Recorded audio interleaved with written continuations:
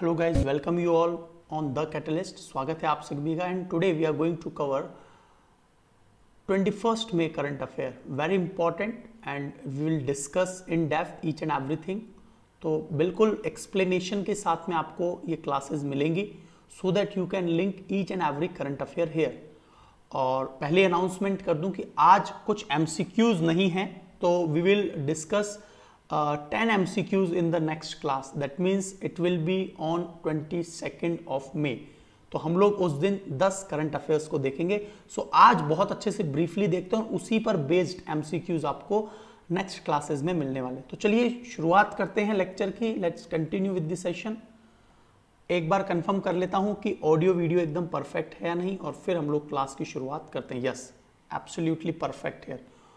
So I think यहाँ पर थोड़ी सी एक मिस्टेक हो गई है और उसको हम लोग सुधार लेते हैं। Today is 21st May current affair.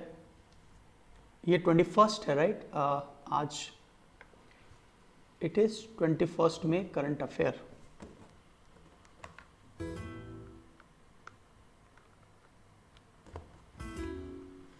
It is 21st May current affair, right? And सबसे पहला जो इश्यू है बहुत बहुत इंपॉर्टेंट है और ये गवर्नेंस से रिलेटेड है, मतलब कि जीएस पेपर सेकंड से रिलेटेड आपका सेक्शन है। और आपने रिसेंटली देखा होगा after post poll and post result हमने देखा बहुत बड़ा एक क्लैश देखा गया वेस्ट बंगाल में, and that clash was based on what?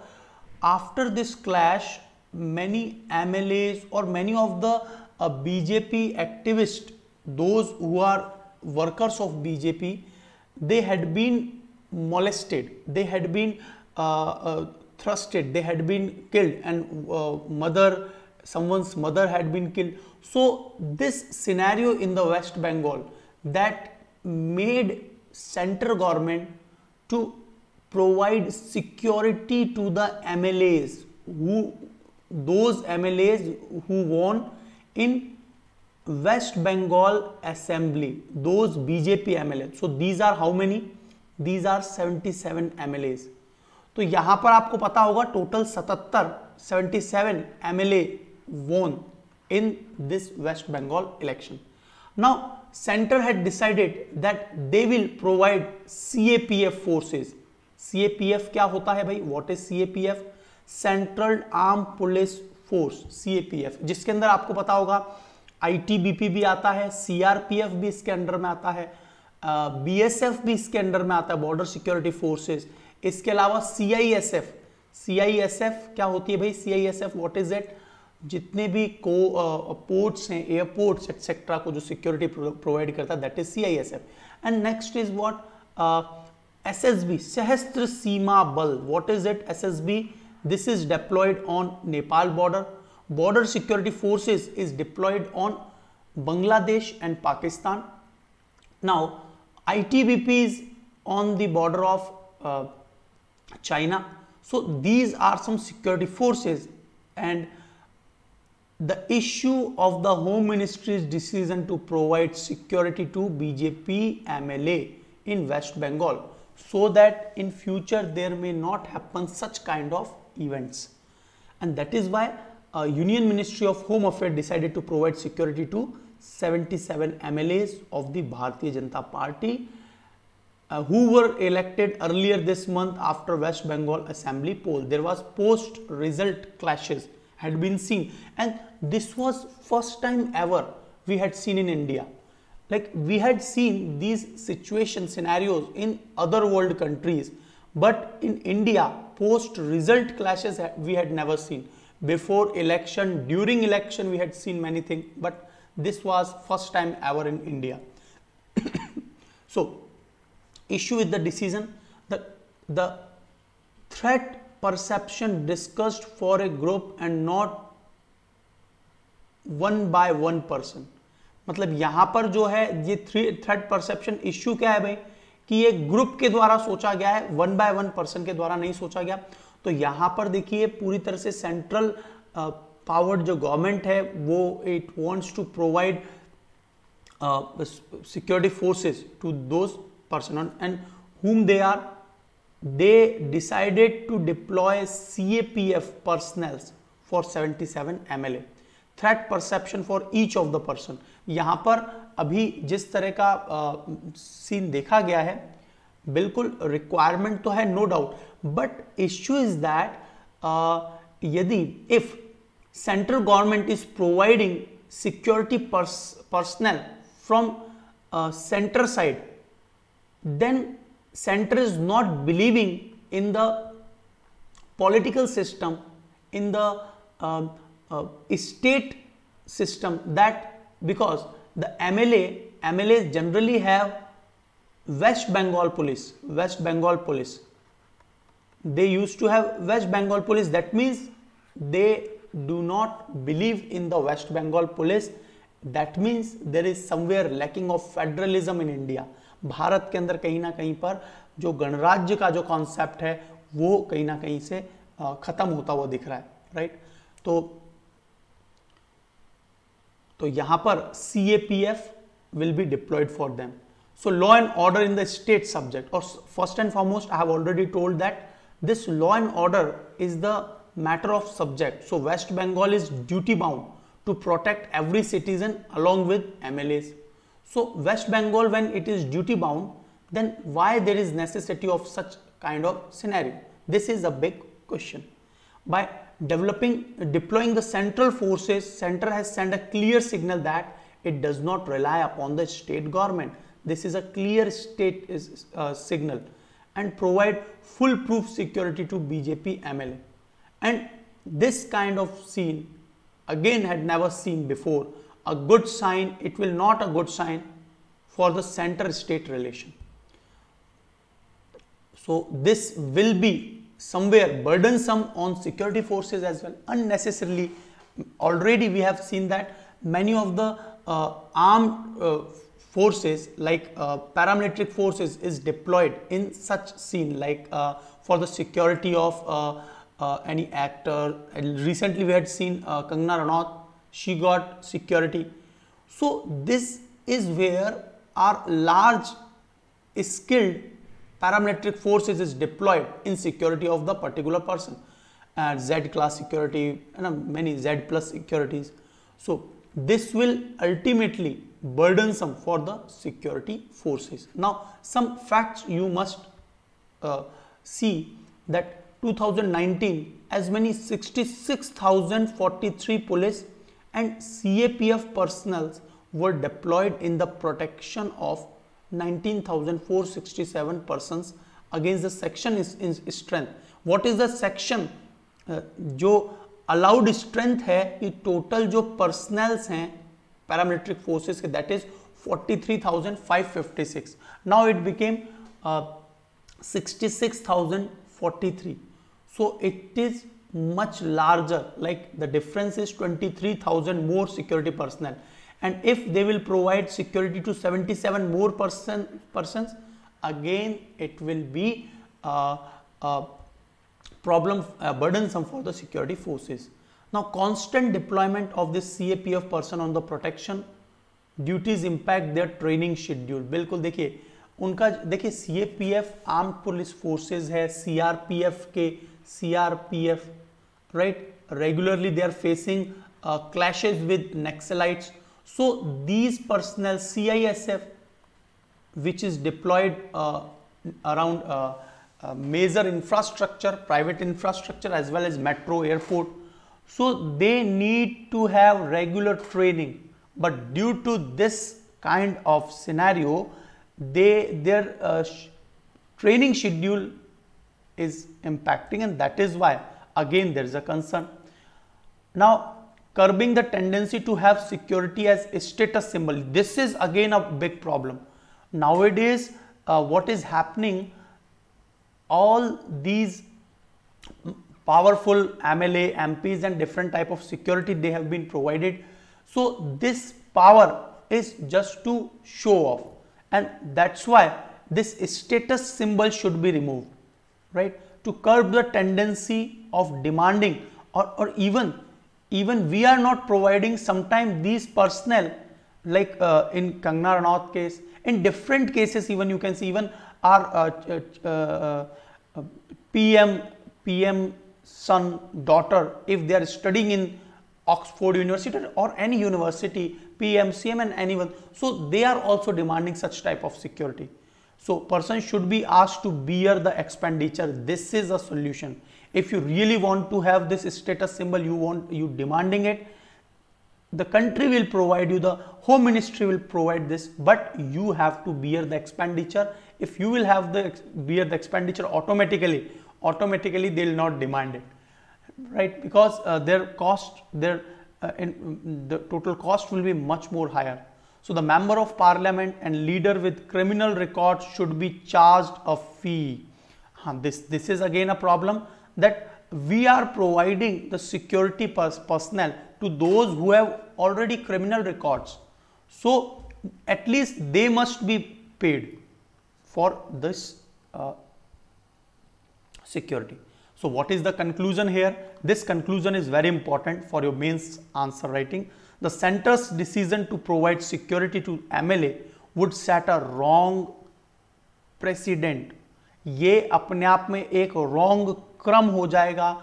देखिए कई बार जो परिपाटी चली आती है, कई बार क्या होता है, हम लोग किसी चीज को शुरुआत कर देते हैं और वो आगे आने वाले कई सालों तक हम लोग देखते हैं फॉर मेनी ईयर्स ये एक पैटर्न बन जाता है. It became the part and parcel of the country that any central government if there is any issue they are deploying even BJP will be in opposition in West Bengal, but they are having what security personnel. So it is not good, it does not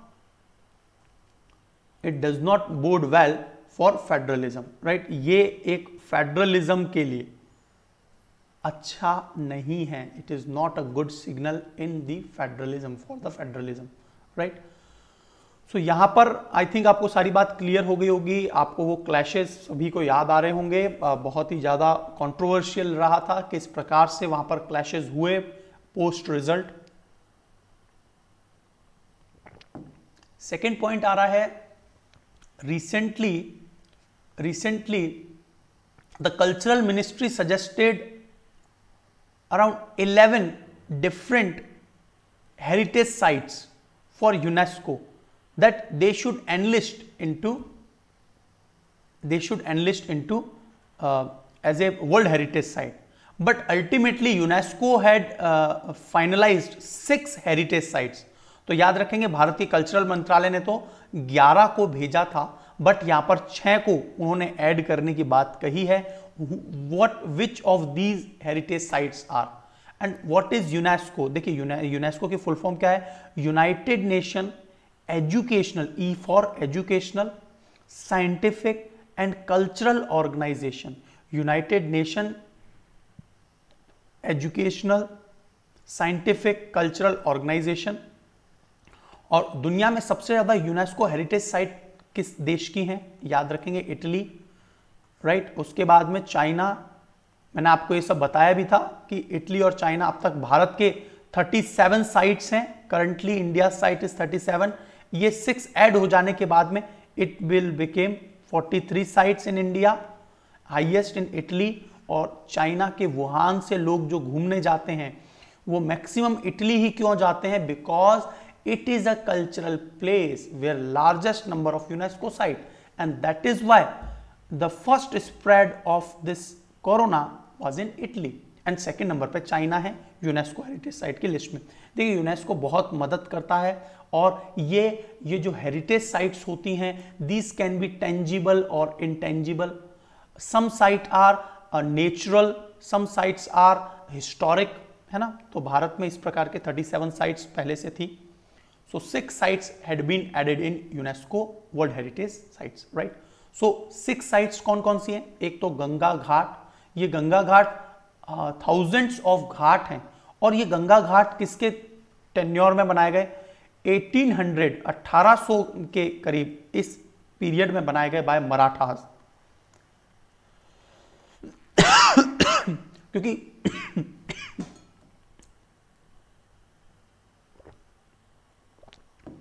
Marathas became the chief power in those time in this contemporary. So Maratha became the chief power, and यहां पर इन्होंने गंगा घाट इत्यादि को बनाया।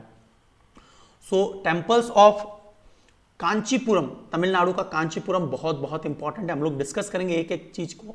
Satpura tiger reserve again very important. Maratha military architecture इन महाराष्ट्र। हीरे Bengal megalithic site, हीरे Bengal megalithic, megalithic का मतलब क्या होता है, एक बहुत बड़ा पत्थर हो, मेगा, मेगा का मतलब बड़ा, लिथ का मतलब पत्थर, और उस पे जो हीरे बंगाल मेगालिथिक साइट। और उसके बाद में देखिए भेदा घाट, लामेता घाट of Narmada valley in Madhya प्रदेश। तो देखिए मध्य प्रदेश में 2 साइट्स आ रही हैं, आपको ये सब लोकेशन वाइज जरूर पता होना चाहिए, और ये शॉर्ट क्वेश्चन है कि आपके प्रीलिम्स में जरूर संभावना है इसकी आने की। So where is the headquarter of UNESCO, it is in Paris, right, it is in Paris. चलिए तो आगे बढ़ते हैं। सो घाट ऑफ वाराणसी, गंगा घाट जो है बहुत बहुत इंपॉर्टेंट है for crematorium, for religious purpose. So this is a river front, very beautiful, हमेशा यहाँ गंगा आरती होती है।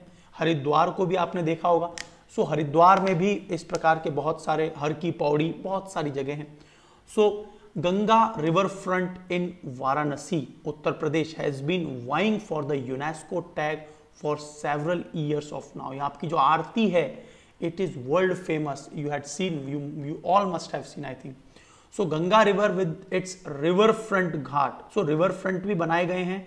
अ full the criteria of cultural landscape, it is a complete cultural landscape. यहाँ पर भारत के कल्चर और जो हिंदुइज्म है उसको जो है पूरी तरह से आर्ट एंड कल्चर के तौर पे दिखाया जाता है, राइट। सेकेंड जो आपका है important, that is temple of Kanchipuram, world famous Kanchipuram saris आपको याद आ रही होंगी, जीआई टैग मिला हुआ है उनको। So it is a synonymous to for the spirituality, यह आध्यात्म का पर्याय है। सेरेनिटी, बिल्कुल शांति, काम। Silk and silk, the temple town of the Kanchipuram in Tamil Nadu is dotted with ancient temple. तो ये बहुत पुराने टेम्पल्स यहाँ पर लोकेटेड हैं। अब आपको ये बात जरूर पता होनी चाहिए, ये दुनिया के आर्किटेक्चरल मार्वल में है। जिस प्रकार से आपने बृहदेश्वर टेम्पल के बारे में सुना होगा, जिस प्रकार से आपने शिवा टेम्पल जो मोनोलिथिक पत्थर से बना है, जिस प्रकार से you had been heard about the Dilwara temples, so these are again the architectural marvel and visual. इस पे एक visual and a visual threat, यहाँ पर धीरे धीरे कुछ डिग्रेडेशन भी हो रहा है। सो आपको थोड़ा ज्योग्राफिकली भी पता होना चाहिए। This Kanchipuram temple is situated on the bank of river Vegavathi. It is a historical city, once had 1000 temple. So Vegavathi, ये पूरा स्टेटमेंट आपके लिए बहुत इंपॉर्टेंट है। Now what type of temples are here? So here are 126 temples, 108 related to Shaivism, Shaiva, and 18 related to Vaishnavism. Shaiva temples are related to Lord Shiva, and Vaishnavites, Vaishnava temples are related to Lord Vishnu. So, एक और one more important is it shows the rich legacy has been endowment of the Pallavas dynasty. Pallavas dynasty के बारे में आपने history में जरूर सुना होगा। So they are in Tamil Nadu and Kerala part, some part of Andhra as well. So the region of its capital between 6th to 7th century ये capital रहा था, right?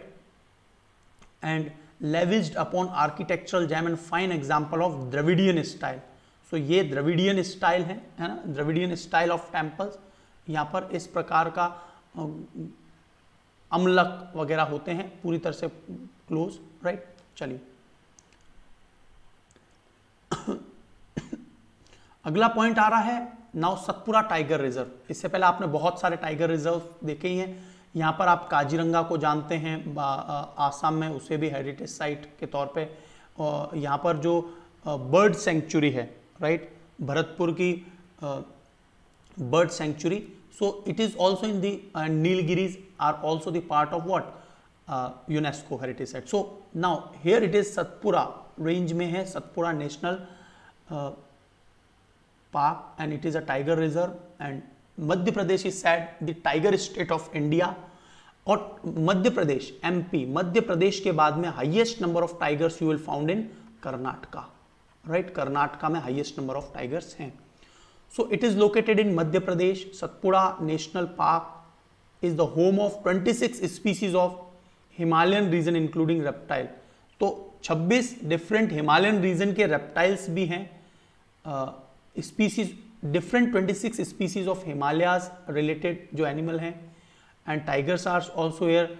42 species of Nilgiris area, Nilgiri के जो species है particular वो भी आए क्योंकि it is dense forest here, right.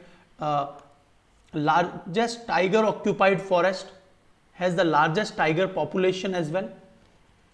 So the website also state place has more than 50 rock shelter with paintings. This is again 1500 to 10,000. That means even before the ancient India, what we consider ancient India, before that 50 rock shelters, 1500 to 10,000 old rock paintings are available. Recently I have talked about Sulawesi है ना, where it is Sulawesi is located in Indonesia and due to climate threat it is deteriorating. Again I have talked about Bhimbetka भी जो हैं इसी तरह के oldest rock shelters हैं जहां पर उस समय के लोगों ने आर्किटेक्चर ऑफ एनिमल, और पहली बार किसी जानवर का, एनिमल का चित्र वर्ल्ड में देखा गया तो वो सुलावेसी में लगभग 49,000 ईयर्स अगो, 49,000 ईयर्स अगो एक एनिमल का चित्र वो उकेरा गया ऑन द स्टोन, और we can say rock shelter. So यहां पर नेक्स्ट पॉइंट है, देखिए एक समय ऐसा आया था, Marathas were the most powerful community, most powerful dynasty, and in that era they created thousands of forts and fortresses. So यहाँ महाराष्ट्र में there are 12 fort in Maharashtra dating back of 17th century Maratha king Chhatrapati Shivaji. और आपको याद आ रहा होगा शिवनेरी जो है this is a birth place of Shivaji, and Raigarh the capital fort rebuilt for the coronation। coronation का मतलब क्या होता है? कोरोनेशन का मतलब होता है जब एक राजा का राज्याभिषेक होता है, जब उसे तिलक लगा के फाइनली जो है सम्मानित किया जाता है। तो ये कौन कौन से हैं मैं आपको बता दूं, यहां पर तो 12 फोर्ट कंसीडर किए गए हैं, वैसे इस प्रकार के thousands of forces, because I was reading the article, thousands of forts are there. जैसे आपने देखा होगा राजस्थान के जो जितने भी फोर्ट्स हैं, आमेर का फोर्ट है, कुंभलगढ़ एटसेट्रा, उनको एक यूनाइटेड फॉर्म में है ना, फोर्ट्स ऑफ राजस्थान के नाम से जो है हमने यूनेस्को हेरिटेज साइट में ऐड किया हुआ।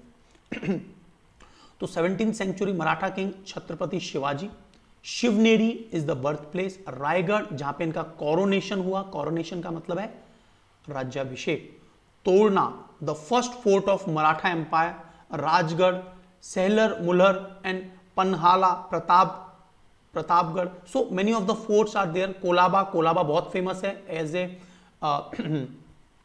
अ नेचुरल लोकेशन, कोलाबा बहुत फेमस है, you must have heard about this. Sindhudurg, again Sindhudurg नाम से हमारी एक INS सिंधुदुर्ग आपने सुना होगा, इंडियन नेवल व्हीकल भी है Sindhudurg. So these are the why it is important, the highlight how the formation of military landscape, किस प्रकार से ये बनाए गए होंगे in that era, in the form of hill and sea fort as the response to hilly terrain in the area of outstanding universal value, and that is why it must have been added and we have requested for it. So यहाँ पर megalithic site of हिरेबैनकल, और ये कहाँ पर है Hirebenkal? It is in Karnataka, it is located in Karnataka, Hirebenkal. तो आपको ये सारे नाम बिल्कुल देख लीजिए, हिरेबैनकल कुछ इस तरह से है। And 2800 year before megalithic site Hirebenkal located in Karnataka, largest pre historic megalithic settlement. आपको याद रखना है सतपुड़ा भी सतपुड़ा जो टाइगर रिजर्व को इन्होंने डिक्लेयर किया है, वहां पर भी 50 plus pre historic art and culture के, जैसे भीमबेटका एटसेट्रा, जहां पर हमने पुराने आर्किटेक्चर्स देखे हैं, इसी प्रकार से ये भी प्री हिस्टोरिक मेगालिथिक सेटलमेंट है। और इस प्रकार की चीज़ों को यूनेस्को जो है, देखिए यूनेस्को हेरिटेज साइट में यदि कोई भी साइट बनती है तो एक बहुत मेजर फंड यूनेस्को के द्वारा आता है, और हम लोग क्या कर सकते हैं, यदि ये रैबल में कन्वर्ट हो रहा है, डिग्रेड हो रहा है, डिटेरियोरेट हो रहा है, we can work on these and we can regularly renovate these places. So it is very beneficial for our historical art and culture location. We can maintain them. So where some funerary का मतलब क्या होता है, जहाँ पर जलाया जाता है, monuments are still intact. Granite structure और बुरियल मॉन्यूमेंट, जो ग्रेनाइट के स्ट्रक्चर है उनमें कई लोगों को दफनाया गया होगा, burial, that may also have served many ritual purpose. So due to this extremely valuable collection of neolithic monument, the site was proposed for recognition. देखिए नियोलिथिक का मतलब क्या है, नियोलिथिक का मतलब है, नियोलिथिक के बाद में हम लोग एंशिएंट हिस्ट्री में आते हैं. तो प्री हिस्टोरिक का मतलब क्या है, एंशिएंट से पहले. वाई? क्योंकि एंशिएंट एरा जो हम कहते हैं, normally what we consider 2350 BC to 1750 BC, but regularly it is changing because new location had been found and we are considering that our Indus Valley civilization even before 5000 BC. But in general, if you will cover from books, so by the carbon dating method we got that 2350 BC to 1750 BC. This is a period. So before this it is prehistoric, and this era also known as Neolithic era. So ये जो है यहाँ पर जो हीरेबैनकल नाम का जो megalithic site है, ये प्री हिस्टोरिक या नियोलिथिक है, कर्नाटका में है. ये लोकेशंस आपको याद रखनी है, बुरियल प्लेसेस हैं, 2800 साल पुराना है. These all fact you must remember, right. चलो next is Bheda Ghat, Lameta Ghat in Narmada valley Jabalpur. आपको पता होगा इस प्रकार से नर्मदा जो है वो दो माउंटेन्स के बीच में से जाती है, that is Satpura and Vindhyachal, and this is a Narmada valley. तो एक ये वैली बनाती है. जिस प्रकार से ग्रैंड कैनियन, बताइए कहां पर लोकेटेड है, where it is located. Grand canyon इसी प्रकार का स्ट्रक्चर है, it is located in USA. दुनिया का सबसे बड़ा इस प्रकार का जो स्ट्रक्चर है रिवर के आसपास, जो रिवर्स के कटान से बना है, राइट. तो Bheda Ghat is often referred as grand canyon of India. ये वैसे यूएसए में है ग्रैंड कैनियन, जबलपुर डिस्ट्रिक्ट में. It is 25 kilometre from Jabalpur. So ये पूरी तरह से देखिए नेचुरल साइट है, राइट. इससे पहले हमने बात करी थी जो मराठास के जो फोर्ट्स हैं, these are the ancient site, we can say historical site. It known for its marble rock, the various morphological form either side of Narmada. So यहाँ पर मॉर्फोलॉजिकल, जियोमॉर्फोलॉजिकल स्पेशल फॉर्म है, मार्बल रॉक्स हैं, और इसीलिए इसको एक gorge क्या होता है, दो हैवी हाइट्स के बीच में जब नदी जाती है तो वो गॉर्ज कहलाता है, right. So it has also been observed that magical marble mountain assume different color, even shape. तो ये सभी जो कंटेंट है वो हमने कहाँ से लिए हैं, ये मैंने आपको सीधा यूनेस्को की जो साइट है वहाँ से ये कंटेंट लिए. why these are so much important. Not only this, we have got dinosaurs fossils as well here in Narmada Valley, right. तो बालेघाट, लेमेते घाट एरियाज ऑफ जबलपुर है ना. और यहाँ पर पहली बार 1828 में फर्स्ट डायनासोर फॉसिल भी मिला था, collected by Lameta bed by the William Sleeman. तो इसीलिए ये सब इसी पर्पस के कारण ये इंपॉर्टेंट है, राइट. चलिए 1 सेकेंड, माफी चाहता हूं, राइट। तो हमने all 6 important declared sites which will be added in the UNESCO world heritage. Now you must know about what is UNESCO, कैसे काम करता है। So next topic is related to, 1 second, next topic is related to Russia's nord stream 2 pipeline. देखिए हम लोग we will cover how Russia was sidelined by NATO, by USA, and that is why day by day Russia's economy became gloomy. Day by day it is deteriorating, and that is why Russia is ready to collaborate any country which is ready to collaborate with it, and now it ultimately got its partner, and that is China. China के तौर पे इसे एक ultimate partner मिल चुका है। And सबसे special बात यह है कि Russians are also communist ones, China is presently communist, so there is some good collaboration between these 2 major countries and they can balance NATO, USA, and that is why they are aggressively joining hand. Yes or no? Again, not only with China, Russia also want to connect with many countries of European Union, because in Europe the major economy, which is the major economy, largest economy of European Union, that is Germany. After Germany it is France, later it is United Kingdom. So Germany is the largest economy, because every country need energy security, and Russia's largest land, and here many gas and petroleum explored areas, so Russia can supply these all important energy material to any of the country, and that is why ultimately Russia want to join hand with Germany. So how it is reaching? So यहां पर देखिए, यहीं पर Saint Petersburg आता है।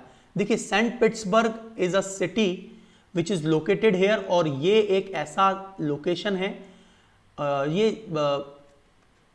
एक port है, ये जम भी जाता है जब जो विंटर सीजन होता है, यहां पर ये पूरी तरह से पोर्ट जम जाता है। तो आप एक और चीज देख रहे होंगे, देखिए after the disintegration of Russia, Estonia, Latvia, Lithuania, Belarus, ये सभी जो है अलग हो गए रशिया से, है ना। 15 countries plus Russia, these were disintegrated. Now Russia do not have any port as well, तो ये पोर्ट भी याद रखना आपको, सेंट पीटर्सबर्ग से व्लादिवोस्टॉक तक जो ट्रांस साइबेरियन रेलवे मार्ग जाता है, ये भी आपको पता होना चाहिए। अगेन यहां पर भी रशिया का एक पोर्ट है, ठीक है। तो रशिया ने कुछ एरिया लिथुएनिया से ले रखा है। सो ये जो देश है ना दोस्तों, ये भी याद रखना, एस्टोनिया, लातविया एंड लिथुनिया, है ना, Estonia, Latvia and Lithuania, these are the Baltic nation, these are the Baltic nation. And Norway, Sweden, यहां पर Finland and Denmark, these 4 countries are these 4 countries, Finland, Sweden, Norway and Denmark, these are known as Scandinavian countries, right? So यहाँ से एक pipeline is supplied to gas pipeline, oil pipeline, that will be, this will be supplied to Germany, right? And it is known as what? It is known as Nord Stream pipeline from Russia, Nord Stream pipeline from Russia, and इसका नाम है Russia's Nord Stream 2 pipeline, and European Union is opposing this, whole European Union, but Germany will see its favor, and ultimately USA also not in this favor. So this is a problem. So Russia's Nord Stream 2 pipeline is very important. It used to in news. So हम लोग एक बार और locational map को देख लेते हैं। यहाँ पर आपको क्लियर हो गया होगा गल्फ ऑफ बोथनिया, यहाँ पर Finland, Sweden, Norway, the capital of Norway is Oslo, the capital of Sweden is Stockholm, the capital of Finland is Helsinki. This one is the Helsinki. Estonia, Latvia and Lithuania, these three countries are Baltic nations. And Gulf of Riga, these some location you must know. Gulf of Finland, ये Baltic Sea है, Baltic country. And here Russian's territory which is far distant. And किलिनगार्ड, ये किलिनगार्ड जो है ये Russia की territory है. किलिनगार्ड से क्या होता है, देखिए यहां पर लोकेटेड जो इनका सेंट पीटर्सबर्ग है, ये कई बार क्या होता है सर्दियों में जम जाता है.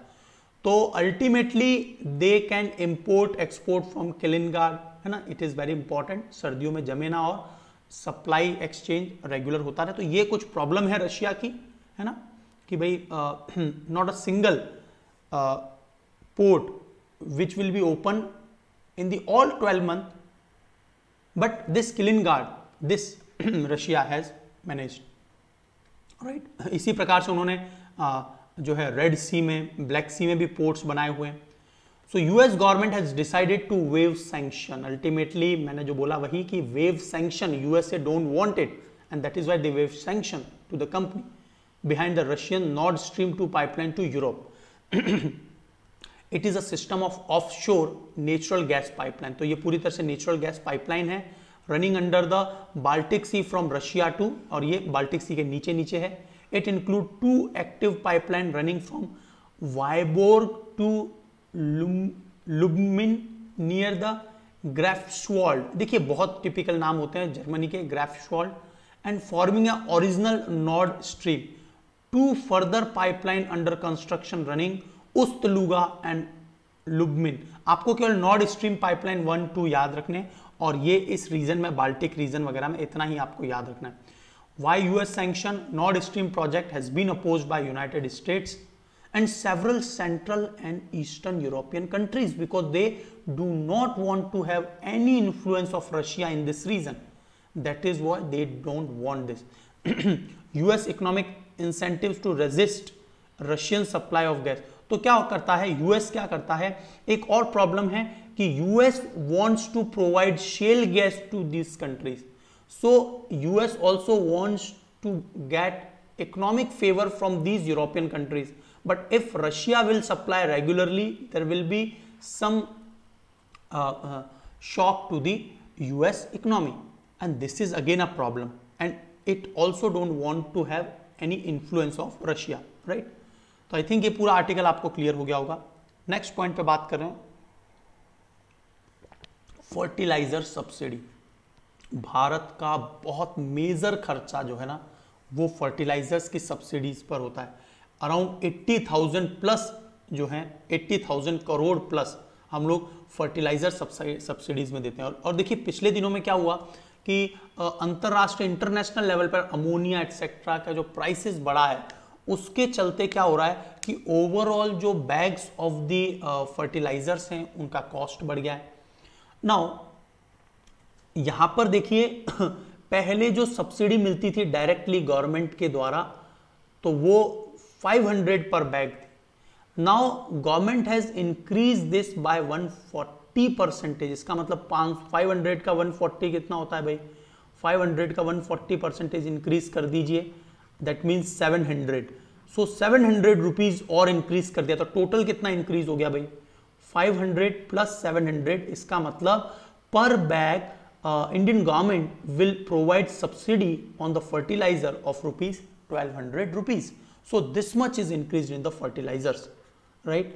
So it was discussed that the price of fertilizer is undergoing an increase due to the rising price of ये rising price जो है phosphoric acid, ammonia etc. internationally अंतरराष्ट्रीय लेवल पर बढ़ गया. अब यदि सरकार इसमें सब्सिडी नहीं देगी, इतने लेवल पर ये बढ़ रहा है तो it will not be in favor of farmers and we need to made the income of farmers as double income. We wants to make the farmer income double by 2022. So this is a step the government has taken. So central government has decided to pick this burden, right? Now fertilizer subsidy Yes, everything is good. So fertilizer subsidy in India.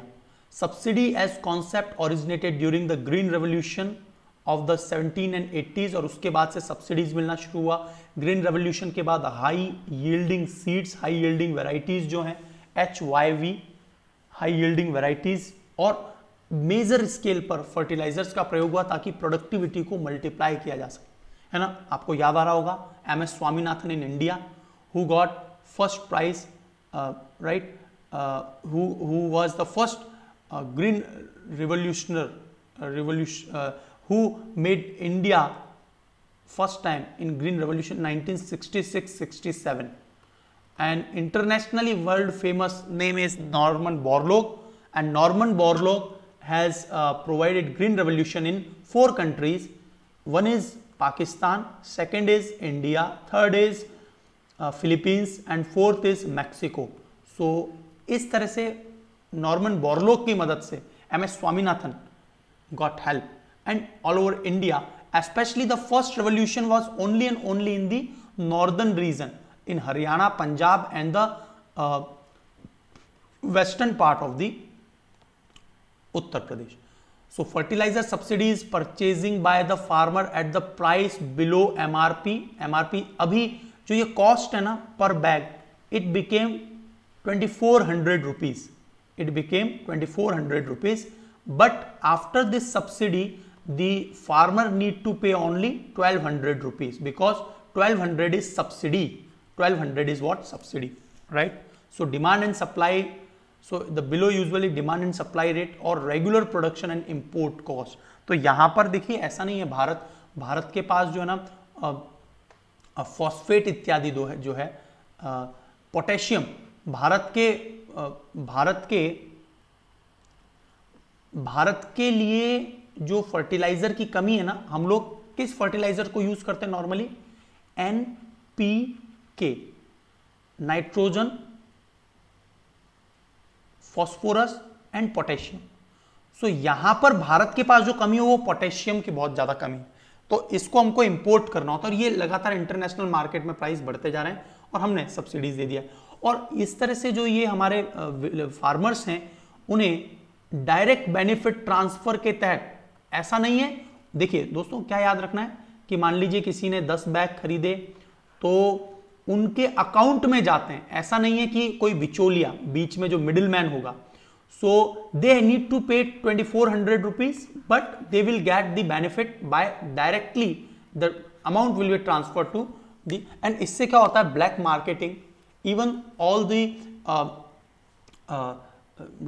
जितनी भी bribes हैं etcetera, वो सब कुछ बंद हो जाता है, राइट। तो इस प्रकार का एक प्रश्न भी इस बार, देखिए इस बार जो यूपीएससी का प्रीलिम्स हुआ था, इसमें around 10 to 12 question were related to agriculture, और यहां पर एक चीज पूछी गई थी, ये क्वेश्चन आपने जरूर देखा होगा, what are the advantages of the fertigation in agriculture. देखिए फर्टिगेशन होता क्या है, सबसे पहले फर्टिगेशन समझेंगे तब हमें क्वेश्चन का आंसर भी मिल पाएगा।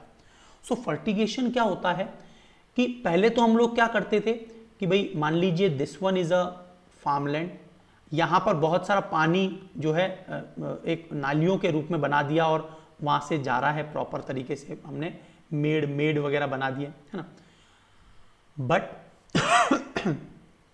But nowadays what is happening, the water supply, जैसे मान लीजिए ड्रिप इरिगेशन, आजकल ड्रिप इरिगेशन कर रहे हैं। ड्रिप इरिगेशन का मतलब कि बूंद बूंद पानी केवल जड़ों को जितना रिक्वायर्ड, और इस ड्रिप इरिगेशन में वाटर के साथ साथ हम लोग उसमें न्यूट्रिएंट्स भी डाल देते हैं।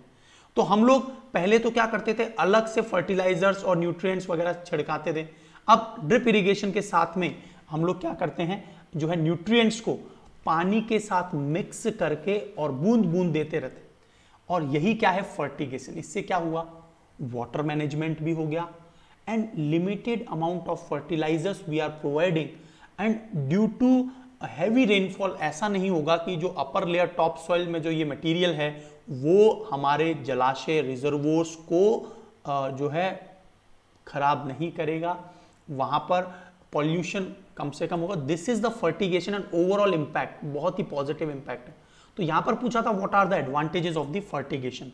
तो देखिए सबसे पहले हम क्या कर सकते हैं, पानी के अंदर यदि एल्केलाइन है, देखो एक तो होता है एसिडिक और एक होता है एल्केलाइन।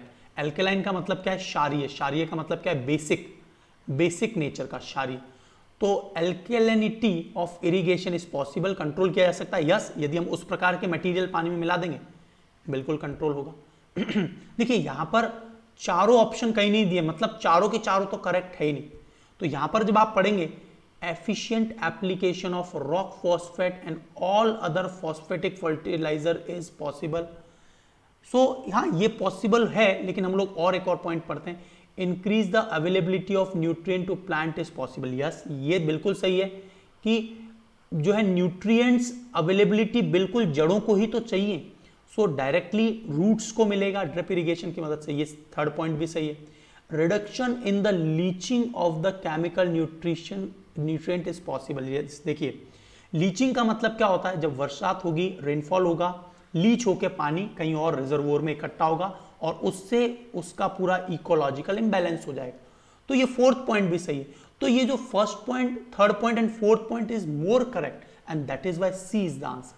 तो आपको फर्टिगेशन समझ में आया, फर्टिलाइजर सब्सिडी आपको हम लोग और भी बात करने वाले हैं। So how the subsidy paid and who get it, कैसे सब्सिडी दी जाती है और who will get the benefit. तो एक तो डायरेक्ट बेनिफिट ट्रांसफर का प्रोसेस आ चुका था 2018 में, उनको जो है देखिए where in subsidy payment to the companies would happen only after actual sale to the farmer by retailer. जब कंपनी को ये तभी मिलेगा डायरेक्ट बेनिफिट ट्रांसफर की मदद से, जो कंपनी है या जो भी सेल पर्सन है उनको तभी मिलेगा जब वो जो है पैकेजेस निकालते चले जाएंगे, राइट। तो उन्हें हाफ कीमत में ही मिलेगा, मतलब 1200 रुपए में मिलेगा। और इस प्रकार से देखिए मेजर यहां पर गवर्नमेंट के द्वारा पॉइंट ऑफ सेल मशीन्स भी बनाई गई हैं, link to department of fertiliser e Urvarak DBT portal. ये पॉइंट आपको याद रखना है, dedicated point of sale machines are directly link to e Urvarak direct benefit transfer, and this subsidy payment to the company would happen only after the actual sale of the farmer by the retailers। तब उन्हें मिलेगा जितना वो sell out करेंगे, right. सो इस प्रकार से क्या होता है कि यहां पर हम लोग नॉन यूरिया, बहुत सारे नॉन यूरिया, यूरिया आपको पता होगा व्हाट इज यूरिया। यूरिया की हम लोग बात करें तो क्या होता है urea? What is urea? NH2CO NH2, याद रखना ये फॉर्मूला है यूरिया का, ये यूरिया है। और इसे 1863 में वॉलर के द्वारा खोजा गया था, वॉलर। और ये पहला ऐसा ऑर्गेनिक मटेरियल है जो बनाया गया इस दुनिया में, मतलब सिंथेसाइज किया गया, क्रिएट किया गया वॉलर के द्वारा। Urea was created, NH2CO NH2, है ना। ये बात आपको सारी याद रखनी। चलिए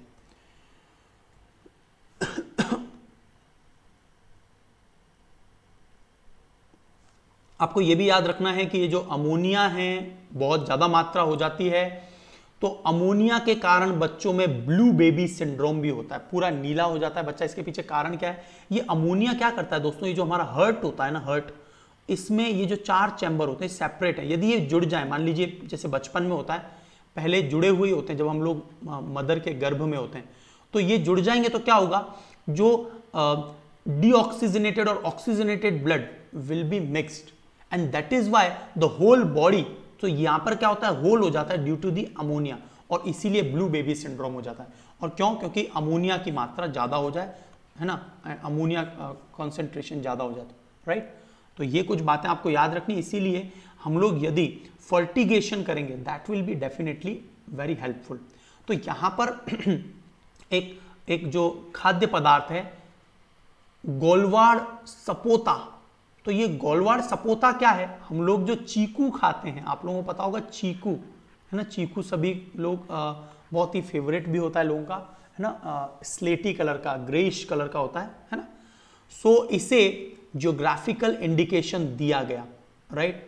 सो this was provided GI major boost, और इससे क्या होगा, सर्टिफाइड प्रोडक्ट, और उससे क्या होगा, इससे एक्सपोर्ट में भी मदद मिलेगी पर्टिकुलर रीजनल लोगों को कमाई भी अच्छी होगी क्योंकि डिमांड बढ़ जाती है। तो दहानू गोलवार सपोता, सपोता क्या है, that is chikoo, from Palghar district of Maharashtra. Palghar वही है जहां पर पालघर जो कॉन्फ्लिक्ट क्लैश हुआ था, and it is shipped to United Kingdom. So इसे इसका यूनिक टेस्ट है, इसीलिए इसे ऐसा दिया गया। And currently Palghar district is around 5000 hectare of land is under sapota और plantation.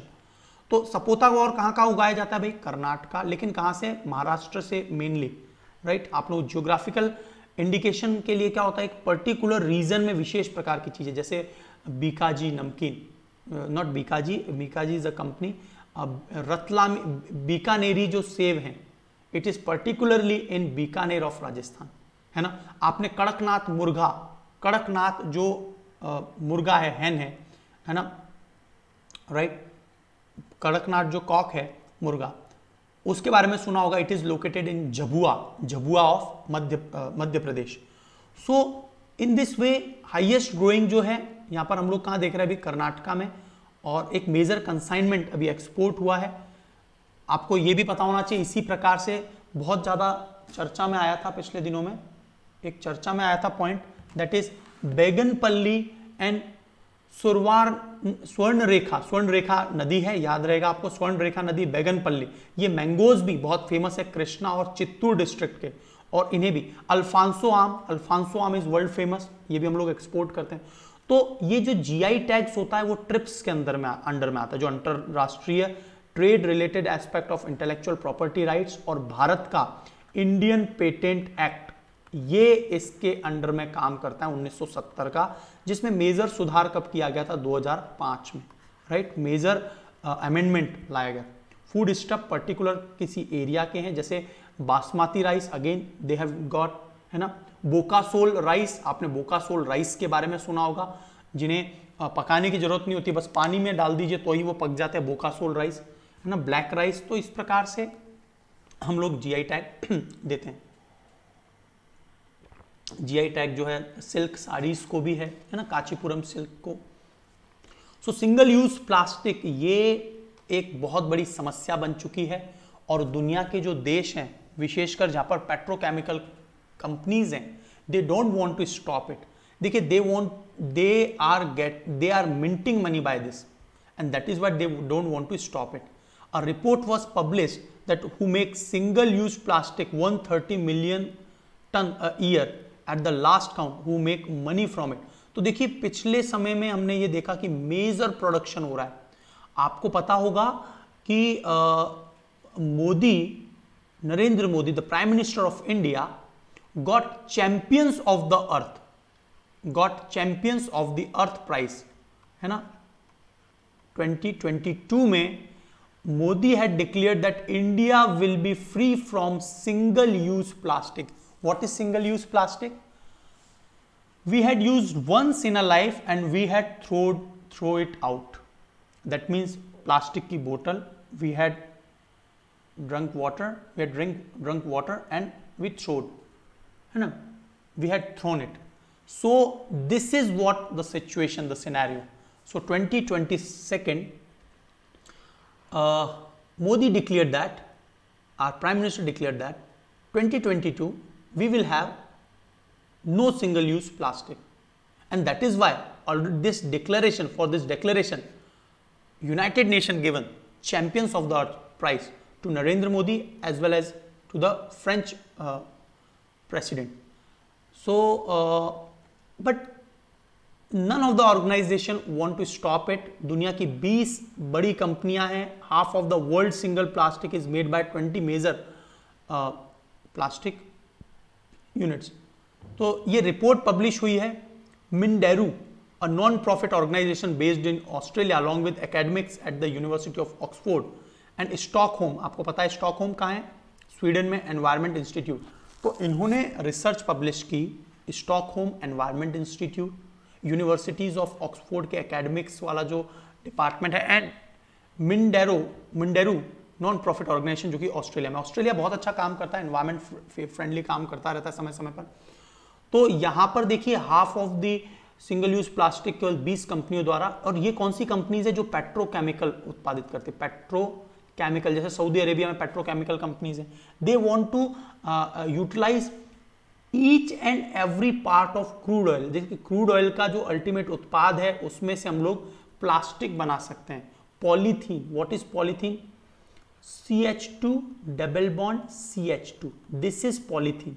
CH2 double bond CH2, ये पॉलीथीन है। और इसके ऊपर यदि मैं ये N लगा दूं तो ये पॉलीमर बन गया, एथीन प्लस पॉली, ये पॉलीथीन, राइट। तो Chinese based company, many companies are working in this, they are producing in large amount. अब देखिए मैंने जैसा बोला था आपको 40% of the largest single use plastic maker are partly owned by government, और ये गवर्नमेंट के द्वारा संचालित किया जा रहा है। देखिए China and Saudi Arabia, the largest producer of oil, है ना, अमेरिका, सऊदी अरेबिया, तो ये जो हैं मेजरली ये प्लास्टिक को बना रहे हैं। और next 5 year alone production capacity is forecasted to grow 30%। और देखिए if we will recycle the single use plastic that will be not that beneficial. यदि हम लोग सिंगल यूज प्लास्टिक को प्रयोग कर रहे हैं, ये इतना बेनिफिशियल नहीं होगा कि हम लोग उसे रिसाइकल कर ले, बजाय प्रोडक्शन बहुत चीप पड़ता है, मतलब new production is cheaper rather than recycling, and that is why there is no recycling process for the very less amount, only 8% around there is recycling is happening. So there is a huge disparity between richer and poor nation. और यहाँ पर क्या है एक बड़ी problem देखी जा रही है ना। देखिए only 8% of the plastic get recycled in US only. तो देखिए US जैसे कंट्रीज में 8% हो रहा है, तो अदर कंट्रीज का क्या हाल होगा, है ना। So European Union issued a directive calling consumer brand to use at least 30% recycle content. देखिए कितना लेट इनिशिएटिव लिया जा रहा है, 30% recycle by 2025, and I have already said many times that in 2050 the total weight of the fishes in ocean will be less than the plastic in ocean. Plastic ज्यादा होगा मछलियों के भार से, और इनके कारण that will be major ecological imbalance, many of the species will be completely extinct, वो पूरी तरह से खत्म हो जाएंगी, है ना। सो इंडियन इनिशिएटिव, ये मैंने आपको बताया ही है, free India from single use plastic laid out in multi ministerial plan बनाए गए हैं। और भारत का ये प्लान आपको याद रखना है, plastic waste management rule 2016, which extended the responsibility to collect waste generated from the product, और ऑन साइट मतलब आप प्रोडक्ट को, इसीलिए क्या है स्वच्छ भारत मिशन में भी इसका काम चल ही रहा है। सिंगल यूज प्लास्टिक क्या होती हैं? Used only once before they are thrown away और रिसाइकल। एंड इसमें कौन कौन आता है? प्लास्टिक बैग्स, स्ट्रॉज, जो हम लोग पाइप्स वगैरह होते हैं, है ना, unnecessarily we are using straw, we can directly drink but we are unnecessarily using straws, coffee stirrers, soda बोतल एटसेट्रा, ये सिंगल यूज प्लास्टिक है।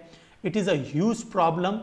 आउट ऑफ 9.46 मिलियन टन, देखिए बहुत इंपॉर्टेंट फिगर है, out of 9.46 million ton of plastic waste generated every year in our country, और उसमें से अकेला 43% तो क्या है? Single use plastic. It is huge, it is humongous, it is gigantic, we need to work here. So the single use plastic product are prevent and spread infection. देखिए इसका long term effect तो समझ ही नहीं रहे लोग।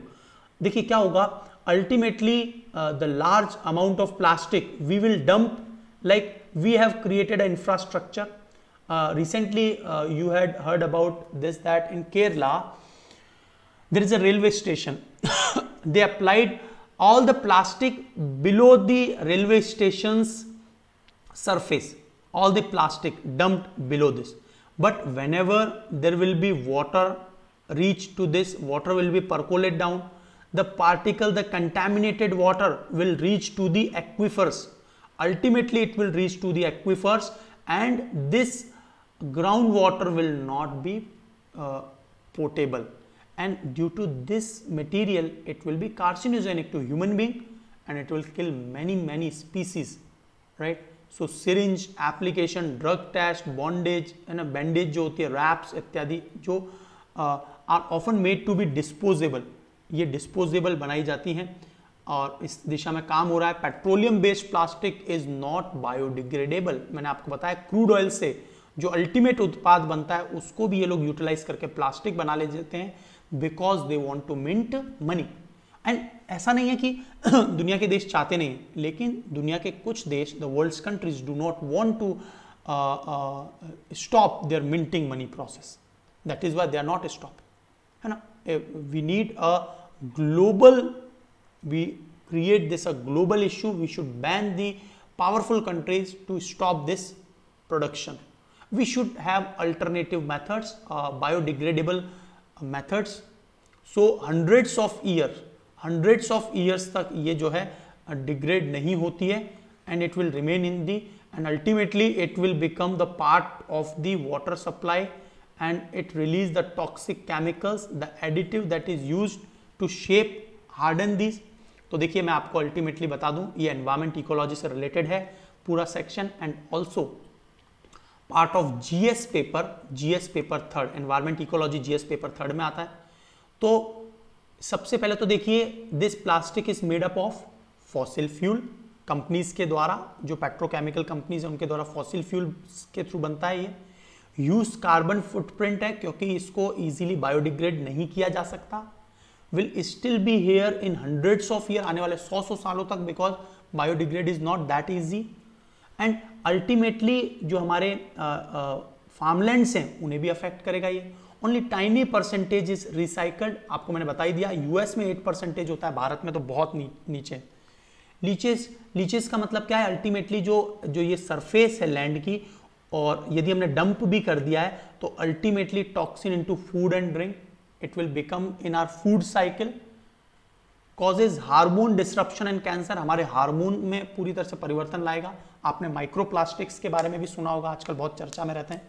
Pollute our oceans को pollute कर रहा है, killing marine animals and birds and enters into food chain, and that is why this is a major issue.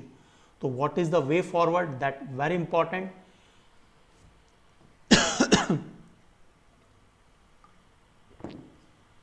So we need to create economically affordable and ecological viable alternatives, very important, which will not burden the resources needed, and their price will also come down with timely increase in demand. देखिए बिल्कुल ऐसा होता है, कोई भी चीज initiate होती है, नई स्टार्ट होती है, its price will be higher, but it will be at the large scale.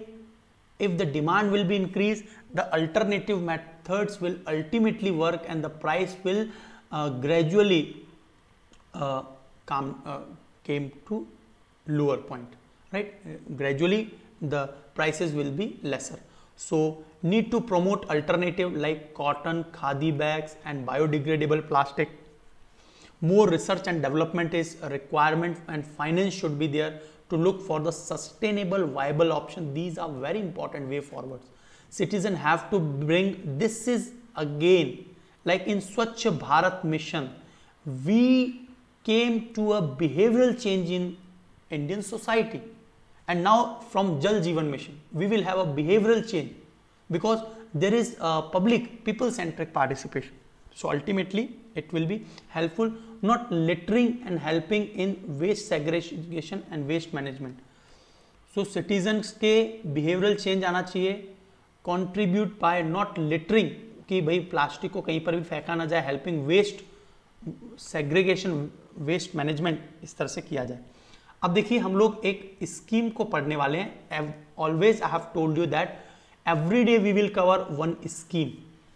So here we will discuss a scheme, that is Pradhan Mantri Swasthya Suraksha Yojana, setting up 22 new regional aims. तो according to this, why it was in news, कि भाई अभी हाल ही में क्या है, जो AIIMS हैं, जो भी कुछ चुनिंदा राज्यों में हैं, है ना, जैसे दिल्ली में है, राजस्थान में भी अब एम्स है, और मैनी मोर एरियाज।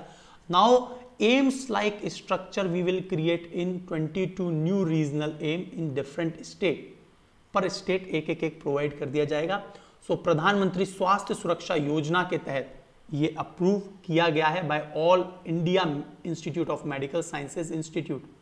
तो देखिए प्रधानमंत्री स्वास्थ्य सुरक्षा योजना has been announced in 2003 with the objectives of collecting regional imbalance. देखिए यहां पर हमें करेक्ट करने की आवश्यकता है रीजनल इम्बैलेंस जो हो चुके हैं, है ना, डिस्पैरिटी, क्योंकि जो those states already having good infrastructure of medical, but some states are very poor in medical infrastructure like Jharkhand, Bihar. So it will balance, right? It will bridge the gap of regional imbalance and availability of affordable and reliable tertiary health care services, also to augment the facility of quality medical education in the country. Obviously here we are creating the demand of doctors, nurses and paramedical staffs and other staff. So now we had understand why it is necessary after this COVID pandemic. जब कुछ हो जाता है उसके बाद ही हम लोग decision लेते हैं.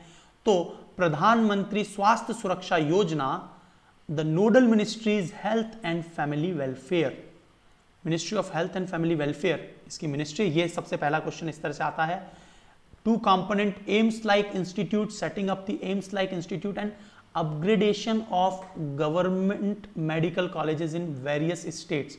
यदि ऐसा कर दिया जाएगा ऑटोमेटिकली इंफ्रास्ट्रक्चर बढ़ जाएगा. ठीक है, तो प्रधानमंत्री स्वास्थ्य सुरक्षा योजना आपको याद रखनी है, 2003 में इसकी शुरुआत की गई थी. ठीक है, it was started in 2003. What is it's objective, है ना, ये आपको क्लियर है. Project cost and upgradation of each medical institution shared by centre and state. That means it will be a central sponsored scheme. Central sponsored scheme जिसमें क्या होता है, state government and central government दोनों मदद करती हैं. तो यहां पर जैसा कि मैंने आपको बताया था, Russia is ready to bat कि भाई चाइना इसको एक मेजर पार्टनर मिल चुका है और चाइना के साथ ये एक बिगेस्ट न्यूक्लियर पावर प्रोजेक्ट कर रहा है. तो इसके लिए मैं ब्रीफिंग आपको बता दूं कि रशिया के पास न्यूक्लियर टेक्नोलॉजी बहुत बहुत ज्यादा है ना. और चाइना जो है had already declare that up to 2060 they will use the coal free electricity generation. मतलब वो कार्बन न्यूट्रल बनना चाहते हैं. कार्बन न्यूट्रल का मतलब कि ये देश बिल्कुल कार्बन को नहीं स्प्रेड कर रहा है और इसीलिए चाइना वांट्स न्यूक्लियर पावरफुल, मतलब कि इलेक्ट्रिसिटी का जनरेशन के लिए. और ऑलरेडी इसके पास 50+ न्यूक्लियर पावर प्लांट है, भारत से बहुत आगे. दुनिया में यदि मैं पावर प्लांट की बात करूं, न्यूक्लियर पावर प्लांट में सबसे आगे यूएसए है, उसके बाद फ्रांस है, उसके बाद चाइना है, तो तीसरे नंबर पर चाइना है एंड फोर्थ नंबर पर जापान है. और लेकिन टेक्नोलॉजी के मामले में रशिया बहुत आगे. तो रशिया के साथ चाइना बहुत बड़ा न्यूक्लियर पावर प्रोजेक्ट स्टार्ट करेगा. ठीक है, so China and Russia began the biggest nuclear power project. Already pipeline पे तो काम हो ही रहा है उनके. So Vladimir Putin and Xi Jinping attended the ceremony and that had begin on 19 May 2021. तो ये दोनों बहुत ही अच्छे से पार्टनरशिप दिखा रहे हैं और एशिया में ये दो पावरफुल कंट्रीज जो हैं, और रशिया को इकोनॉमिकली बहुत बड़ा बेनिफिट होने वाला है. तो 2018 में Russia and China signed on the agreement of nuclear energy corporation. और धीरे धीरे क्या है, ये लोग अब तियानवैन न्यूक्लियर पावर प्लांट को बनाएंगे, है ना. आपसे मेरा एक प्रश्न है, चाइना अभी तिन्हे पर बहुत तेजी से काम कर रहा है. क्या है चाइना का ये तिन्हे प्रोजेक्ट? स्पेस टेक्नोलॉजी से रिलेटेड है. तो इस प्रकार से क्या है, ये बहुत ज्यादा इलेक्ट्रिसिटी जनरेशन भी करेंगे, है ना.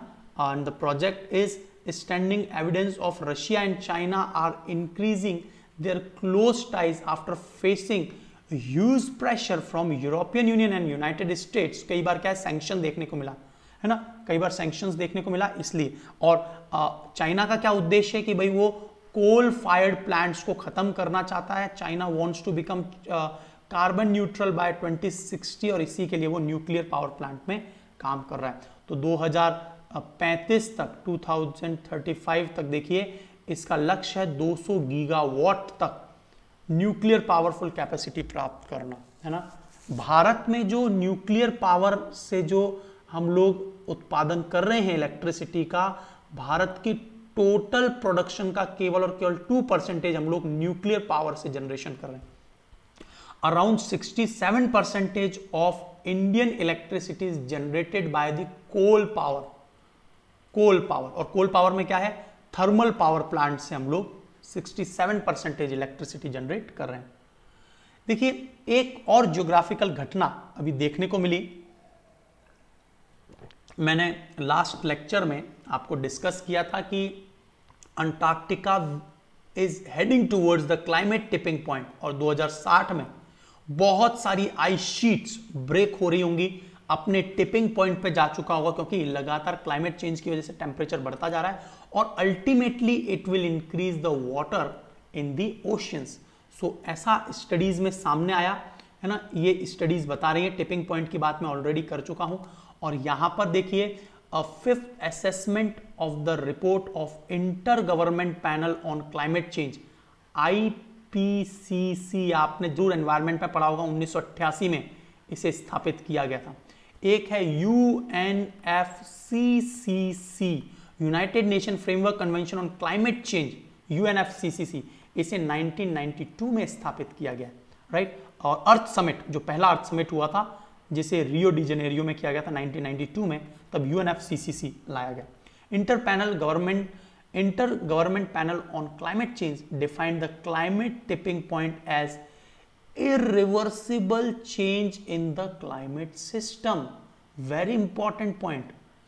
देखिए हम बोल रहे हैं 2100 में मैंने आपको बताया था कि लगभग 4 डिग्री सेंटीग्रेड तक तापमान बढ़ेगा, और हम लोग if we will do each and everything according to the Paris climate, according to best favoured way, still अभी जो रिपोर्ट आई है उसमें क्या बोला गया है कि ऐसा सब कुछ करने के बावजूद भी from the pre industrial era कब था, 1750 से, जो प्री इंडस्ट्रियल एरा से 2100 तक टेम्परेचर सब कुछ एफर्ट डालने पर भी 2.4 डिग्री सेंटीग्रेड तो बढ़ेगा ही बढ़ेगा।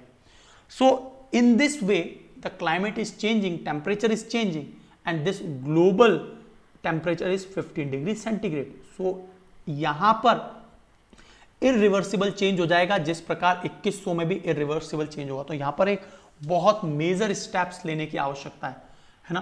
तो ये टिपिंग पॉइंट होगा जहां पर बहुत तेजी से अंटार्कटिका की बर्फ पिघलकर ओशियंस में आ जाएगी, and major coastal region will be drowned, right. वे सभी क्या हो जाएंगे, पूरी तरह से सिंक हो जाएंगे, राइट। तो this is the run away gas out effect. Run away का मतलब बहुत तेजी से, runaway gas out effect is so extreme that ocean boil away. Runaway greenhouse effect का मतलब क्या है कि पूरे समुद्र का पानी पूरी तरह से क्या होगा, बॉयल होना स्टार्ट हो जाएगा। हम लोग कैलेमिटीज देखेंगे, बहुत ज्यादा रेनफॉल देखेंगे, and renders the planet inhabitable. It is an irreversible climate state, और यहां पर बहुत ज्यादा चर्चा में आ रहा है। तो ये देखिए, ये तो मैंने आपको कल ऑलमोस्ट कवर कर ही दिया था। Run away greenhouse effect I think आपको क्लियर हो गया है। What is tipping point according to the IPCC, ये आपको क्लियर हो गया।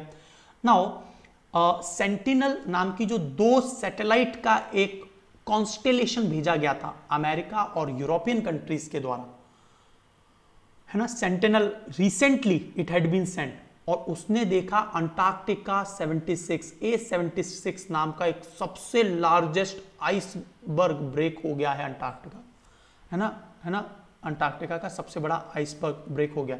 So it has been named as A76, right. So about the iceberg, it is 170 kilometre long and 25 kilometre wide, और ये टूटकर गिर गया है। और कहां पर, this iceberg in the Weddell Sea, and ये Weddell Sea is the largest bay in the western Antarctica. यहां पर ये टूटकर गिर गया है। अब ऑटोमेटिकली क्या होगा, धीरे धीरे जो है वाटर राइज होना स्टार्ट हो जाएगा जैसे जैसे ये पिघलेगा, क्योंकि जब तक आइसबर्ग ब्रेक नहीं होता है तब तक कंपैरेटिवली स्लोअर मेल्टिंग होता है, बट धीरे धीरे मेल्टिंग बढ़ता चला जाता है, राइट। सो ब्रिटिश अंटार्कटिका सर्वे, सो A76, A74, इससे पहले A74 हमने देखा था। और यहां पर सेंटिनल नाम की जो सैटेलाइट्स हैं उन्होंने ये पता किया, British Antarctic Survey observation made by British Antarctic Survey, यहाँ पर नहीं दिया गया है, सेंटिनल नाम के, कोई बात नहीं, मैंने इस आर्टिकल को पढ़ा था, वहाँ पर दिया गया है कि सेंटिनल नाम के, ठीक है। तो आई थिंक ये सारे पॉइंट्स आपको बहुत मल्टीपल डायमेंशंस में क्लियर हुए होंगे। आई थिंक आपको एक्सप्लेनेशन की और जरूरत है, डे बाय डे मैं आपके एक्सप्लेनेशन को और इंप्रूव करता जाऊंगा। So maximum explanation will be here so that you can integrate each and everything. Just believe in the content and prepare well, download the classes and we will have a complete package via this current affairs. मैं आपके syllabus concept को भी cover करता रहूँगा. So thank you very much. God bless you all. जय हिंद दोस्तों, नमस्कार.